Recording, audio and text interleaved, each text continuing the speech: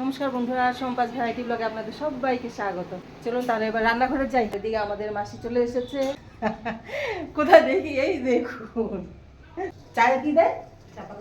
চায়ে চা পাতা দেয়। চায়ে চা পাতা দিতে হবে, নাহলে চা হবে না। দাও দাও দাও দাও। কতটুকু দেবো বলো? চা পাতা কতটুকু দেবো দেখো। ঠিক আছে, অল্প দেবো। কালকে চাটা টেস্ট হয়েছিল তো, না তিতা হয়েছিল? না, তিতা হয়েছিল। দেখো এতটা দিয়ে দেবো তো।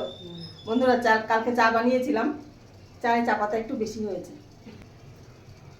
দিলাম। ঠিক আছে, এবার চাটা খেয়ে নিই। আর আমাদের মাসে একটু চায়ের পাগল, কিন্তু চা খুব ভালোবাসে। চা দিলে আর কিছু লাগবে না, তাই তো? হ্যাঁ, এই যে চা খাচ্ছি। ঠিক আছে তো? এবার মিষ্টি হয়েছে, চা পাতা ঠিক আছে। আচ্ছা, এবার আমিও একটু চা খাবো ভাবছি। সকালে চা খেয়েছিলাম একবার, আর ওই চাটা খেয়ে পোষায়নি, কারণ মেয়ের বাবা তখন বেরোবে, আর চাটা তখনই বানিয়েছিলাম, চাটা ঠান্ডা হয়ে গেছিলো। এবার এখন একটু গরম গরম চাটা খাবো। তাহলে চলুন বন্ধুরা, এবার রান্নাঘরে যাওয়া যাক। চা খেয়ে নিয়েছি, আর এদিকে মেয়েও একটু বেরিয়েছে, মেয়েকে খাইয়ে দিয়ে একটু পাঠিয়ে দিলাম, স্কুল যাচ্ছে। এবার রান্নাঘরে গিয়ে রান্না শুরু করি। চলুন, আজ ভাবছি একটু অন্য কিছু রান্না করব। চলুন আপনাদের সাথে শেয়ার করব। আলু বয়েল করেছি,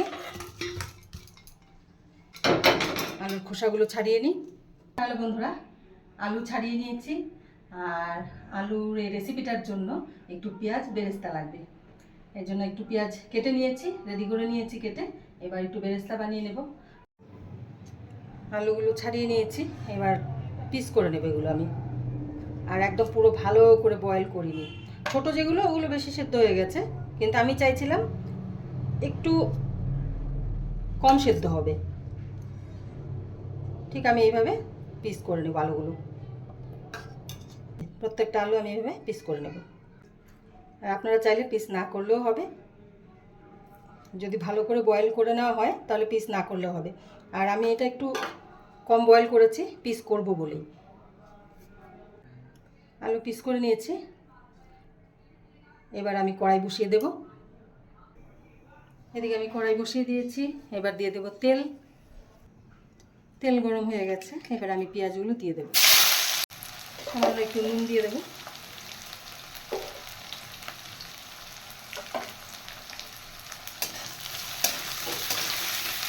পেঁয়াজের বেরেস্তা হয়ে গেছে, নামিয়ে দিয়েছি।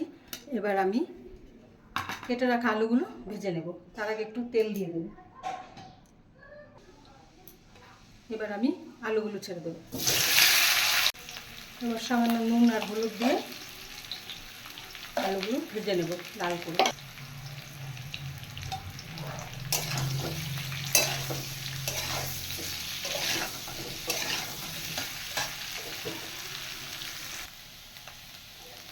আলু ফ্রাই হয়ে গেছে, এবার আমি আলুগুলো নামিয়ে দেব।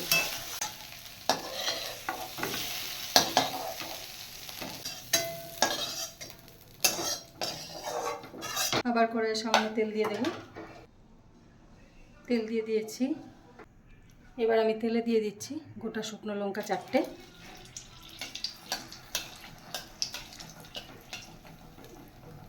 এবার দেব ছাড়িয়ে রাখা কিছু রসুন। এবার আমি কেটে রাখা পেঁয়াজ ভেজে নেব।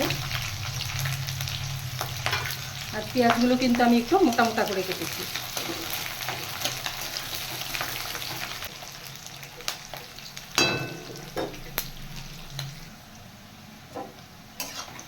পেঁয়াজ ভাজা হয়ে গেছে, এবার আমি ভেজে রাখা আলুগুলো দিয়ে দেব।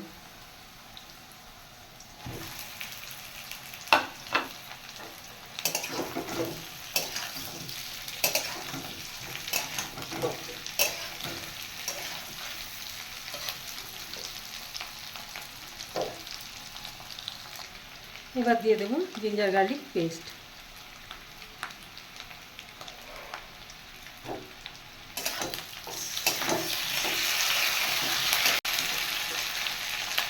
এবার দিয়ে দেব কিছু গোটা কাঁচা লঙ্কা। আমি কিন্তু কাঁচা লঙ্কাগুলো চিড়ে দিইনি। এবার আমি দিয়ে দেব ফেটিয়ে রাখা দই।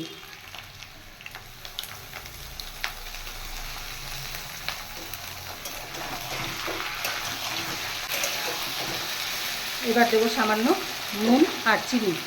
এবার দিয়ে দিচ্ছি পরিমাণ মতো নুন আর দেবো চিনি।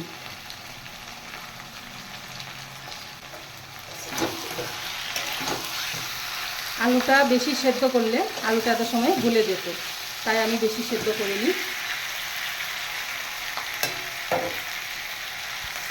এবার আমি দইয়ের বাটি ধোয়া জলটা দিয়ে দেবো।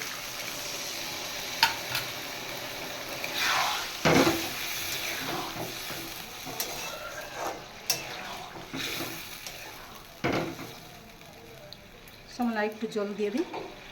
এবার কিছুক্ষণ হতে দেব। বন্ধুরা, হয়ে গেছে এটা। এবার নামানোর আগে আমি যে পেঁয়াজগুলো ভেজে রেখেছিলাম এগুলো আমি দিয়ে দেব। আঁচটা একটু কমিয়ে দিই।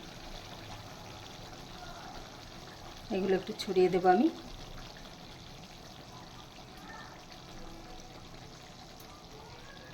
এই পেঁয়াজ ভাজাটা দিয়ে আমি আর ফোটাবো না।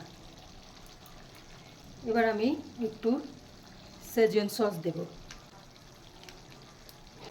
সামান্য একটু সেজওয়ান সস দিয়েছি। এবার আমি এটা নামিয়ে দেব। বন্ধুরা, আলুর রেসিপি একদম রেডি, আর নামিয়েও দিয়েছি। একবার দেখুন আপনারা, দেখতে দারুণ লাগছে আর ফ্লেভারটাও খুব সুন্দর এসছে। আপনারা অবশ্যই একবার ট্রাই করে দেখবেন। তাহলে চলুন একবার দেখাচ্ছি আপনাদের। এই দেখুন বন্ধুরা, নামিয়ে দিয়েছি। আর আলুর যে রেসিপিটা আমি বানিয়েছি এটা কিন্তু ভাতের জন্য একদম নয়, এটা শুধুমাত্র রুটি, পরোটা বা লুচির সাথে ভালো লাগবে। তাহলে অবশ্যই একবার ট্রাই করবেন। আর আমি যেইভাবে দেখিয়েছি সেম এভাবেই করে দেখবেন, দারুণ লাগবে খেতে। তাহলে চলুন, আজকের রেসিপি আপনাদের কেমন লাগলো অবশ্যই কমেন্ট করে জানাবেন। আর ভালো লেগে থাকলে অবশ্যই লাইক, শেয়ার, সাবস্ক্রাইব করে আমার পাশে থাকবেন। তাহলে আজকের জন্য ভিডিও এখানে শেষ করছি। সবাই ভালো থাকবেন, সুস্থ থাকবেন। টাটা।